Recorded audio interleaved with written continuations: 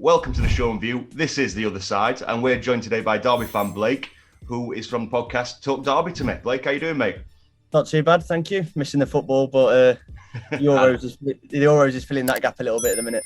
Back to domestic football, and speaking of things eating up, what a way to stay up and sending our lovely neighbours down in the process. So you've got some good tidings from us. Yeah, mate, what a day. Because there was a long injury in the first half in the Derby game, the Derby-Sheffield Wednesday game. So I didn't actually realise how late the goal at Swansea was to keep us up. So it didn't really sink in until the next day, really. But yeah, crazy. And I think we were down. I saw a chart of like the times of goals and stuff. And I think for like 75% of the game that day, we were down. Yeah. So to stay up like that, and we only stayed up because your lovely neighbours got 6 points deducted. So yeah. Again, lucky on that front as well. But yeah, incredible day. I mean, it's got to be jubilant to stay up on last day of the season. Something we definitely couldn't manage. I think we were down by Christmas, so we don't know that feeling. But a chance to regroup and go again. So with that being said, what kind of football can we expect from Derby next season, do you think? To be honest, it's tough to say at the minute because we're still in limbo with the takeover. Yeah. We've only got 14 players on the books as it stands. We've got no recognised centre-halves, one recognised striker. So at the minute, it's hard to say until we get an owner and whether we'll have Rooney or not, I think depends on whether we get a takeover over the line. So it's going to be difficult to try and gauge. I think it'll be a young side. Yeah. Mel over the last few years and has been very keen on bringing some of them academy players through. Some of them have done a really good job.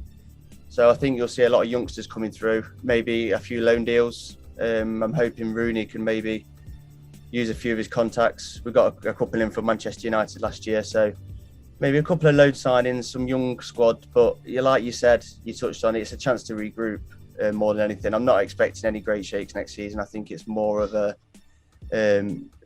just build on the fact, the minor miracle that we stayed in the Championship and we're not starting in League One, and try and build on that, I think. Yeah, I mean, you've mentioned there about the takeover and being a bit in limbo. What's been the word around Derby regarding takeovers?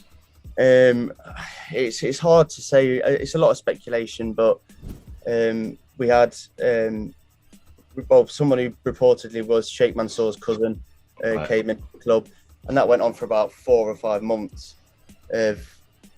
They agreed a takeover in principle, but they just couldn't get it over the line, and they were messing around with it. From their end, so Derby pulled the plug on that in the end, and then we had Eric Alonso, who was a 28-year-old former professional boxer, playboy, Instagram type model, who came in, who tried to buy Sheffield Wednesday, and then that deal completely fell apart. I think it turned out that he didn't have any money at all, and he was relying on someone else or refinancing the ground, and it's all a bit messy at the minute. I don't think it's hard for me to say because I've not seen the accounts, but I don't think the club's in the best shape. Yeah. We haven't heard much about season tickets and refunds, and the rumours coming out of the club from local journalists are that the staff are quite worried about the future of the club. So it doesn't seem like the most attractive option at the minute. Yeah, if you're going to go and buy a club, would you take one on with the debt? You don't necessarily own the ground. For me, it's not the most attractive club to be buying at the minute.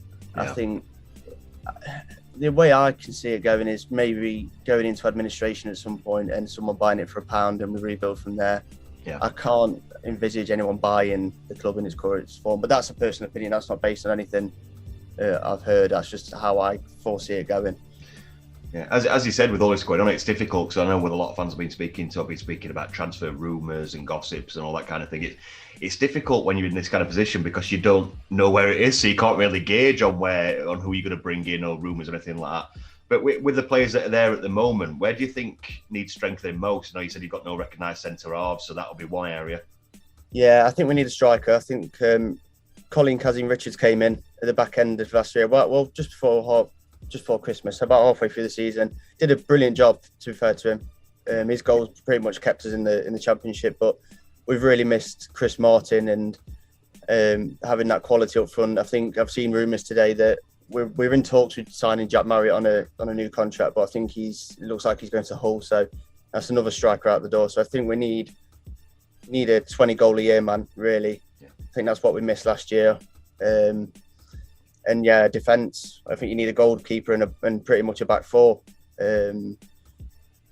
But it's difficult, like you've touched on there, to think about targets, because if you don't know where the club's going to be, then what player, no disrespect to Derby at the minute, but what players going to want to come and sign if they don't know what state the club's going to be in? So it's difficult to try and identify targets, isn't it, when you're in a bit of limbo. But yeah, I think you need a couple of decent defenders, a goalkeeper, and a 20 goal a year striker. I think someone who can replace Chris Martin.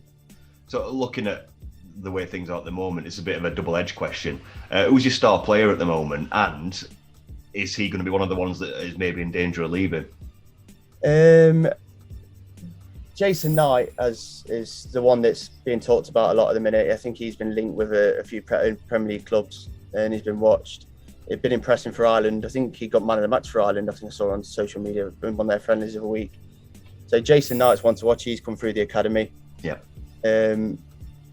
Apart from that, there's Max Bird who's come through the academy. Lee Buchanan, fullback. He's really impressed. I think Rooney's mentioned him as a future England, someone who could be involved in England's setup. I think it's being slightly kind at the minute, but he's a promising young player. But apart from the young academy lads, there's nothing to really shout about from my point of view. There's no one that really excites me. But they've got the good core of the young academy lads. So I think building around that with a little bit of championship quality, you've got, and like you touched on, is the next step is keeping hold of these young lads.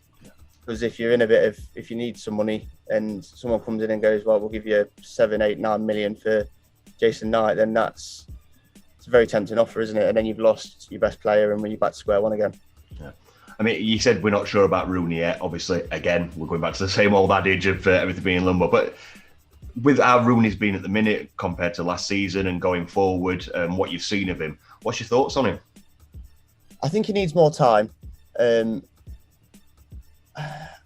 It's difficult. I think I wasn't impressed with certain decisions and stuff that was happening last season, but Derby's got a terrible habit of bringing someone in, not giving him enough time. He's not a manager yet. He's 6 months into a role. He's a world-class player. I think you've got to give him at least another season. And then even with that, it's still hard to judge him, I think, because he's not been dealt a fair hand. It's difficult. It's a difficult club to be taking on at the minute, I think. Yeah.